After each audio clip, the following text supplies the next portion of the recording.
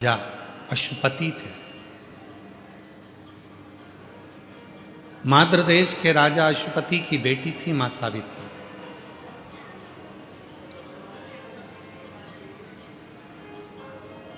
और राजा अश्वपति शिव की भक्ति बहुत करते थे।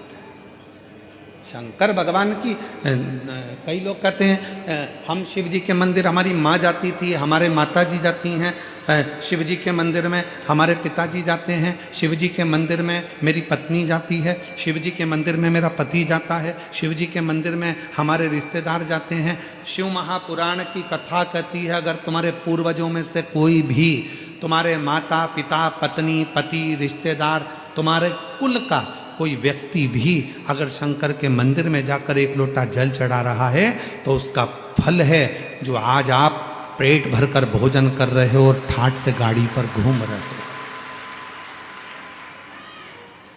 ये उसका फल है।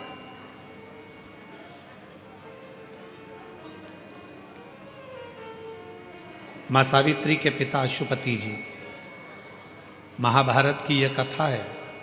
ये जो वट सावित्री का व्रत है, ये महाभारत की कथा है। महाभारत के वन पर्व में सावित्री माता का चरित्र आता है।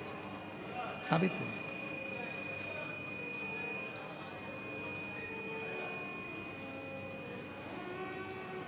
अश्वपति शिव के उपासक, शंकर की आराधना का इन्होंने एक नियम बना रखा। तो हमने पहले भी कथा में कहा, फिर कहते हैं शिव की आराधना का कोई एक नियम अपनी जिंदगी में जरूर बनाओ। कुछ नहीं नियम बनाओ तो एक चावल का दाना रोज शिव जी को चढ़ाऊंगी, फिर वो मंदिर में जाकर चढ़ाऊं, चाहे मेरे घर में जो शिवलिंग है उस पर चढ़ाऊं, चाहे अगर मैं रास्ते में चली गई, प्रवास में चली गई, बाहर चली गई तो वहां गमले की मिट्टी को ऊपर कर कर एक चावल का दाना चढ़ाऊं, पर मैं प्रतिदिन शंकर के शिवलिंग पर एक चावल का दाना जरूर चढ़ाऊंगी। नियम नहीं।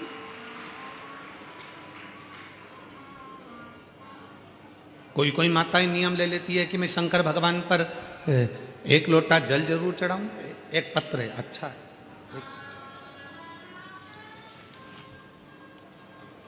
मैं अर्चना चिराग कुमार बालंद, जिला भरूच, गांव जूना तवरा की निवासी हूं। जरा पत्र को देखिएगा, नियम कितना प्रबल होता है उसको समझिए।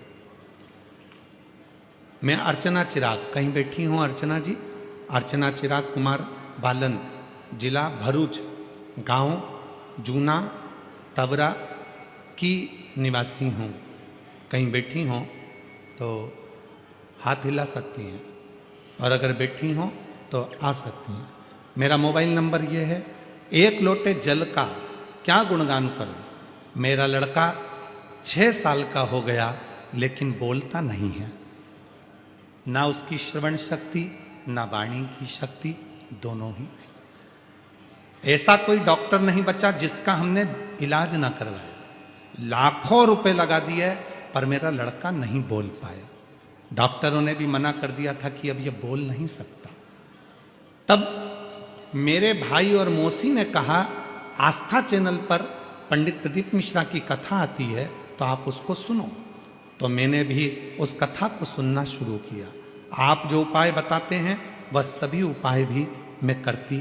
3 बार पशुपति व्रत किया, 4 बार मैंने एक आसन से बैठकर टीवी के सामने कथा को श्रवण किया। अब रोज मंदिर जाती, बाबा को एक कनेर का फूल चढ़ाना प्रारंभ कर दिया। ऐसा नियम लिया कनेर के फूल का, बाबा को चढ़ाती चढ़ाती चढ़ाती चढ़ाती और वही फूल मेरे बेटे के हाथ लगवाकर चढ़ाती रहती। फिर मन में आया कि सीहोर जाऊं, वहां पंडाल में बैठकर कथा सुनूं। रुद्राक्ष महोत्सव में पहुंच गई, पंडाल में बैठकर कथा सुनी। वहां की मिट्टी अपने बेटे को उसके गले में लगा देती, उसके गले के चारों तरफ पोत देती। बेटा इशारे में कहता, कुछ समझ नहीं आता। घर आ गई, मुझे नहीं मालूम था कि मेरा बाबा इतनी कृपा करता है। गुरुदेव फिर वापिस सीहोर से आने के बाद 16/1/2025, आज कौन सी तारीख चल रही है? जम के बोलो। है 16/1/2025 सूरत में जो कथा थी, मैं कथा के पंडाल से मिट्टी को उठाकर लेकर आ गई और शिव जी के मंदिर में नंदी को छुआकर वो मिट्टी मैंने अपने लड़के के गले में लगाई। आज मेरा लड़का बोलना चालू कर दिया, सुनना प्रारंभ कर दिया। मैं बाबा को प्रणाम करने के लिए, अब मेरा लड़का बोलता भी है, सुनता भी है और पहला शब्द उसके मुख पर आया, श्री शिवाय नमस्तुभ्यम। मेरे लड़के ने पहला शब्द का उच्चारण, जो 6 साल तक नहीं बोल पाया, उसकी वाणी में भी स्वर वो दे सका। दुनिया कहती है ये शिव पुराण के पंडाल, गुरु जी कहते हैं आरती हो, आरती के बाद भूमि को नमन करो, मिट्टी को नमन करो। क्यों कहते हैं?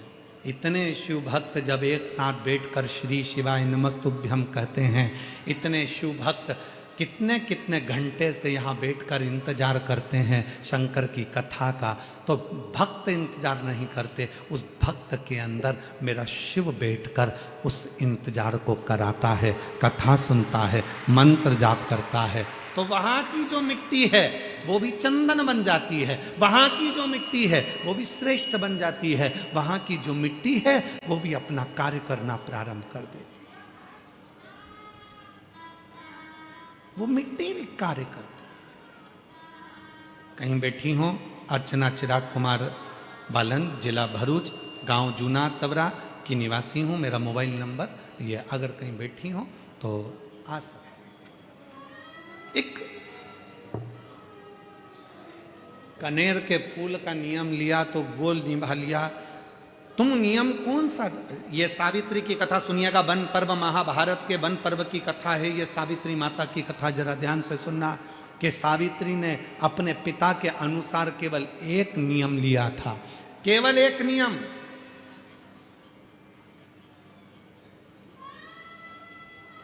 दीप, आसन और पात्र एक होना चाहिए, ये नियम सावित्री ने लिया था। आगे आप कथा में सुनेंगे। सावित्री के पिता अश्वपति के घर में संतान नहीं है, शिव के उपासक हैं, औलाद का सुख नहीं है, संतान का सुख नहीं है।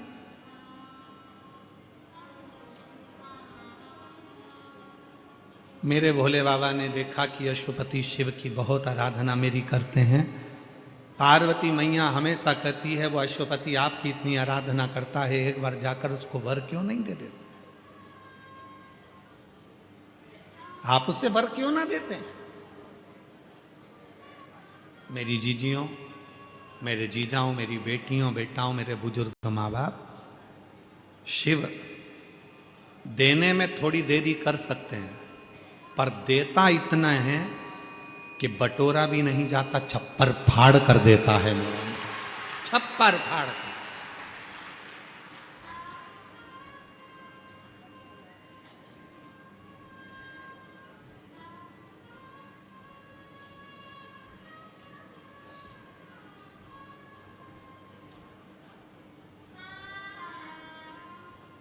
आज सूरत के कथा के मुख्य यजमान मिश्रा जी और सेंगर जी दोनों आए हुए हैं।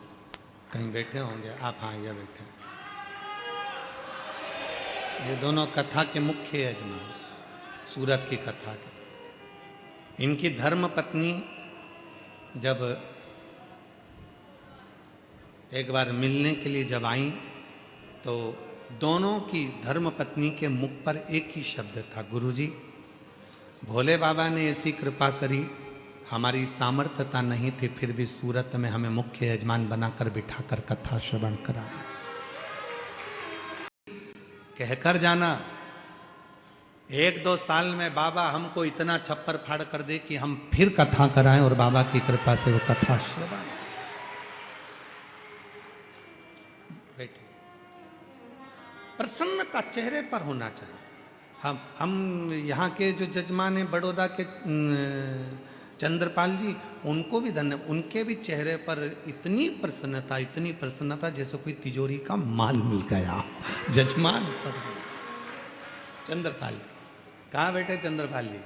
हाँ वो बैठे, साधु था आपको। हाँ? इतनी प्रसन्नता।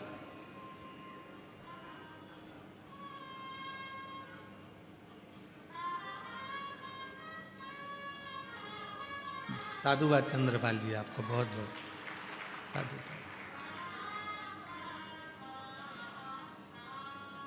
और जितने यहाँ कथा के पंडाल में बैठे हैं, ग्राउंड में बैठे हैं, आस्था चैनल पर सुन रहे हैं, फेसबुक यूट्यूब पर कथा सुन रहे हैं, सोशल मीडिया पर कथा सुन रहे हैं, मेरे भोले बाबा एक ना एक दिन आप पर भी इतनी कृपा करेगा कि आप भी एक दिन जजमान बनकर बैठेंगे, ये निश्चित है। देवता देते हैं पल्ला झाड़ कर, और मेरा कुबरेश्वर बाबा देता है छप्पर फाड़ कर। वो कम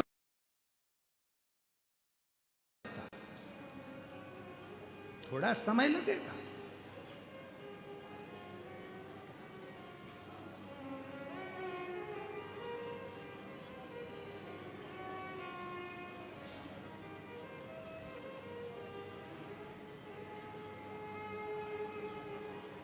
कथा में पानी पिलाने वाले का वो खुद पानी का प्लांट डलवा देता है।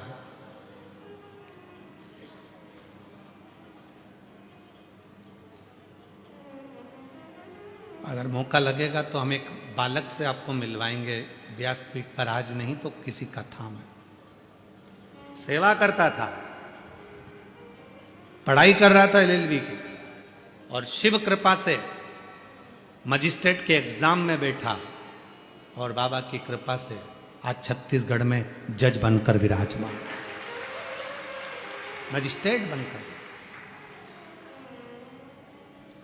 रायसेन में, मध्य प्रदेश के रायसेन में एक पति पत्नी दिन रात कथा के पंडाल में सेवा करे, और पत्नी ने उसी कथा के बीच में एग्जाम दिया, और वो अखबार में भी छपा। एग्जाम दिया कथा के मध्य में, और वो मजिस्ट्रेट बनकर बैठी है, बेटी एक चौरसिया। शिव शिव है। दुनिया को लगता है कि केवल कथा सुनने के लिए आए, ना ना ना, तुम्हारे भीतर जो भाव है, तुम दिल से जो बाबा से कहना चाहती हो, वो तुम अपने मन से उसको कह कर जाना। कह कर जाओगी, वो सुनेगा, श्रवण करेगा, सुनता है। बस याद रखना, जिससे भी बात करना है उसका नंबर सही लगाना। पति को फोन लगाओ और मालूम पड़े नंबर गलत है, तो फोन बिमलेश को लगना था, लग जाएगा कमलेश को। बोलो सही है कि गलत है? नंबर सही लगना चाहिए। कई बार जल्दीबाजी में हमारा नंबर गड़बड़ हो जाता है, और हम कहते हैं कौन मौसी बोल रही हो? मौसी की जगह कहीं दूसरी कोई उठा ले और कह कौन मौसी, आज तो लगा दिया, आगे से फोन मत लगाना, रॉन्ग नंबर। नंबर सही लगेगा तो निश्चित है कि मौसी ही फोन उठाएगी। नंबर सही लगेगा तो मौसा ही फोन उठाएगा। नंबर गलत लगेगा तो रॉन्ग नंबर कोई भी उठाएगा, चिल्लाएगा और फोन काट देगा। उसी तरह शिव महापुराण की कथा में जितनी देर बैठो उतनी देर नंबर सही लगाना। शंकर का नंबर सही लगाओगे तुम नहीं आओगे, नंबर सही लगा आ जाओ। और वो नंबर शिव को पाने का, वो नंबर अगर सही लग गया,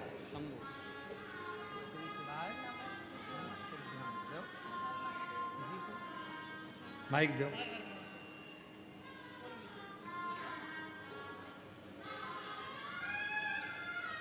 इधर लो बेटा। यही बालक है, 6 वर्ष का, बोलता नहीं था, श्रवण शक्ति नहीं, आज बाबा की कृपा से। बोलो बेटा, श्री नमस्ते। हर हर शंभु।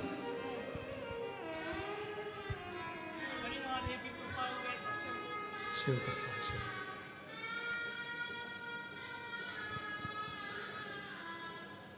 ऐसे दयालु नाथ से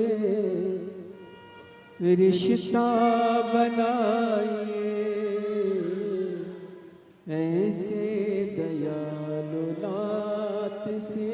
जोरदार ताली बजाओ, बच्चे की आवाज वापिस आई है शिव कृपा से। ऐसे दयालु नाथ से रिश्ता बनाइए, मिलता रहेगा आपको जो कुछ भी चाहिए, मिलता रहेगा आपको जो कुछ भी चाहिए। मांगा है भोलेनाथ से वरदान एक ही, मांगा है भोलेनाथ, बोलो बोलो, वरदान एक ही, तेरी दया बनी रहे जब तक है जिंदगी, तेरी कृपा बनी